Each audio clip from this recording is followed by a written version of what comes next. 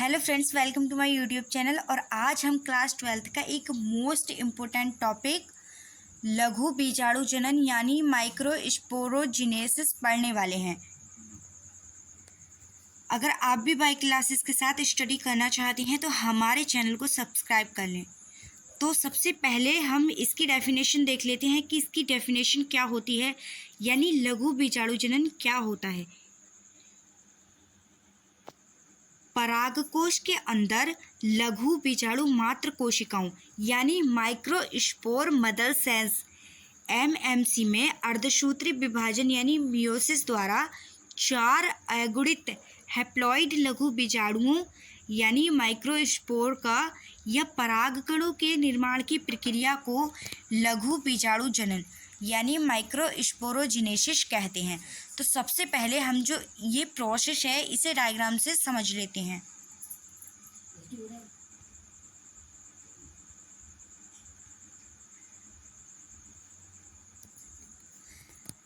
कल्पना कीजिए कि एक परागकोश एक फैक्ट्री है और उसके अंदर की कोशिकाएं वर्कर यानी माइक्रोस्पोर मदर सेल्स एमएमसी हैं। तो आप इस डायग्राम में देखो, परागकोश के अंदर कुछ विशेष सेल्स होती हैं जिन्हें लघु बीजाणु मात्र कोशिका कहते हैं। और ये जो सेल्स होती हैं वो डिप्लॉयड होती हैं, यानी इनके पास अपना पूरा डीएनए होता है, यानी ये किसी और से डीएनए नहीं लेती। एंड नेक्स्ट स्टेप है अर्धसूत्री विभाजन यानी मियोसिस। अब इन दोनों कोशिकाओं में अर्धसूत्री विभाजन होता है। अर्धसूत्री विभाजन मतलब बंटवारा होना। तो जो 1-2n कोशिका होती है वो विभाजित मतलब डिवाइड होकर 4 छोटे छोटे बच्चे यानी 4 छोटे छोटे परागकण बनाती है। अब ये परागकण क्या करते हैं, क्योंकि यह अर्धसूत्री विभाजन है इसलिए ये जो 4 परागकण 4 पोलन होते हैं वो हैप्लॉइड होते हैं। ये शुरुआत में तो एक गुच्छे में जुड़े रहते हैं जिसे हम कहते हैं लघु बीजाणु चतुष्क। जैसे आप इस डायग्राम में इसकी स्ट्रक्चर देख सकते हो। अब इसकी परिपक्वता क्या होगी, तो जैसे जैसे परागकोश सूखता है, ड्राई होता जाता है, ये चारों परागकण अलग हो जाते हैं और परागकण के रूप में बाहर आने के लिए तैयार हो जाते हैं।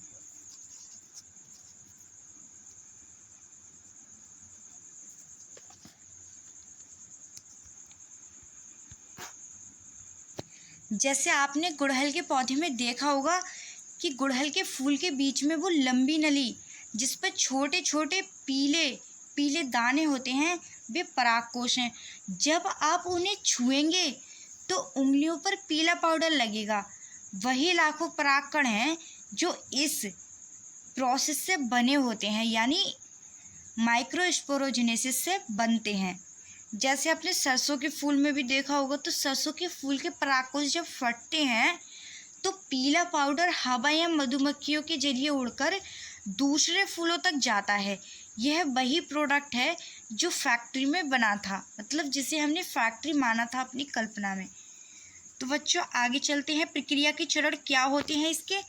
एमएमसी का निर्माण परागकोश में स्थित बीजाणु जनन ऊतक स्पोरोजिनस टिश्यू की प्रत्येक कोशिका एक लघु बीजाणु मात्र कोशिका यानी एमएमसी की माइक्रोस्पोर मदर सेल की तरह कार्य करने में सक्षम होती है।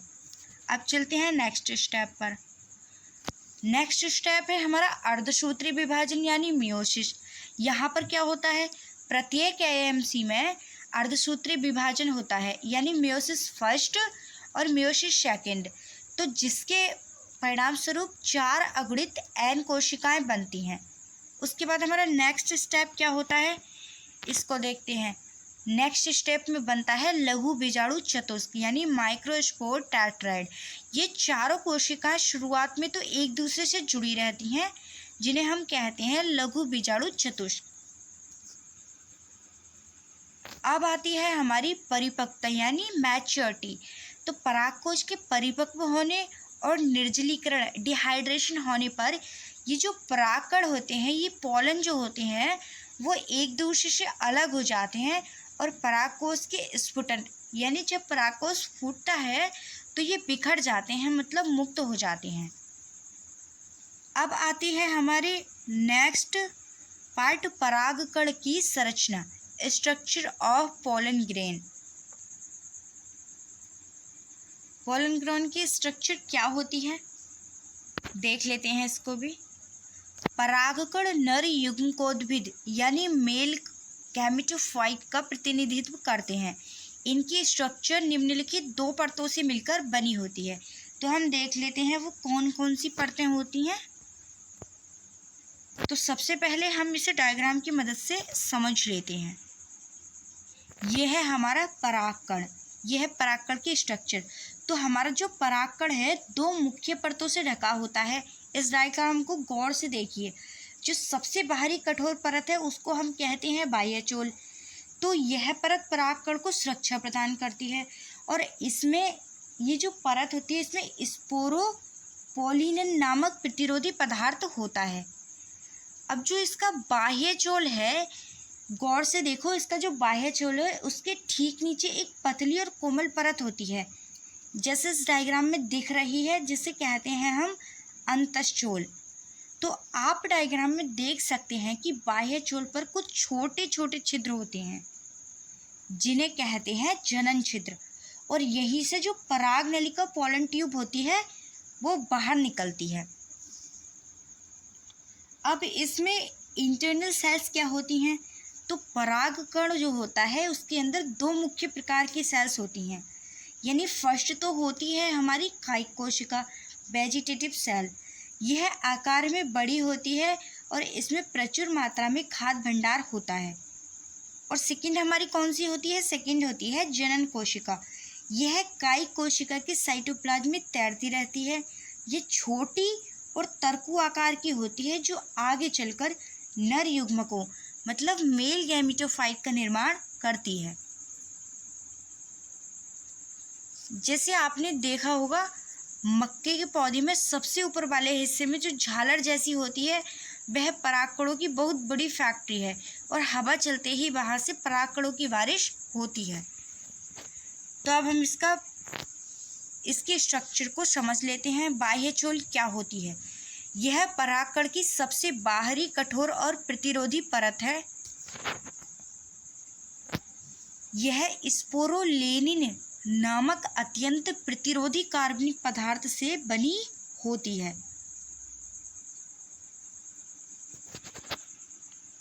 स्पोरोलेनिन उच्च तापमान अम्लीय क्षार से खराब नहीं होता है, मतलब यह परागकण का एक कवच है। यह स्पोरोलेनिन नाम के बहुत सख्त पदार्थ से बना होता है जिससे कोई तेजाब या एंजाइम गला नहीं सकता है। तो इसीलिए ये हजारों साल तक जीवाश्म के रूप में भी रह सकते हैं। और इसमें कहीं कहीं छेद होते हैं जिन्हें हम क्या कहते हैं? जिन्हें हम कहते हैं जनन छिद्र यानी जर्म पोर। और यहीं से जो हमारी पराग नली होती है वो बाहर निकलती है। अब उसके बाद क्या आता है हमारा अंतःचोल। यह आंतरिक पतली और कोमल परत होती है। यह मुख्य रूप से सेल्यूलोज और पैक्टिन की बनी होती है, मतलब यह बहुत ही पतली और बहुत ही नरम होती है। यानी सेल्यूलोज और पैक्टिन की बनी होने के कारण ये बहुत नरम और पतली होती है। अब उसके बाद क्या आता है हमारा जनन छिद्र यानी जर्मपोर। तो बाह्यचोल में कहीं कहीं छोटे छिद्र होते हैं और ये छोटे छिद्र कहाँ होते हैं? जहाँ पर स्पोरोलेनिन अनुपस्थित होता है। परागनली जो होती है हमारी पोलन ट्यूब यहीं से बाहर निकलती है। अब हमारा नेक्स्ट पॉइंट क्या है? नेक्स्ट पॉइंट है हमारा साइटोप्लाज्म। इसके अंदर 2 सेल्स होती हैं, एक बड़ी वानस्पतिक सेल और एक छोटी जनन कोशिका जो भविष्य में जाकर फर्टिलाइजेशन में मदद करती है। तो फ्रेंड्स, कैसी लगी हमारी आज की क्लास? और वीडियो अच्छी लगी तो वीडियो को लाइक करें और चैनल को सब्सक्राइब कर लें।